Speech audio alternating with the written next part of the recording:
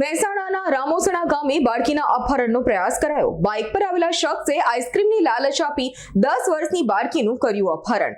રાજસ્થાનના મુકેશ પ્રજાપતિ નામના શખ્સે બાળકીનું અપહરણ કરી રામોસણથી પાલોદર ભાગ્યો। બાળકીએ બૂમાબૂમ કરી ગાડી ઊભી રાખવા કહેતા બાઇક ઊભું નહીં રાખતા બાળકીએ ચાલુ બાઇકે કૂદકો મારતા ઈજા પહોંચી।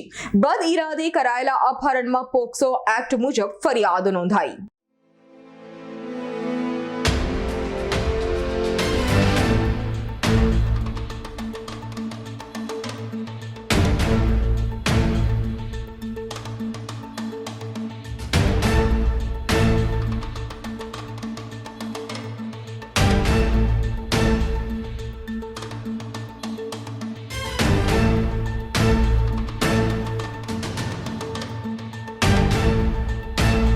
અમારી તમામ માહિતીથી અપડેટ રહેવા માટે જોડાયેલા રહો S9 ન્યૂઝ સાથે।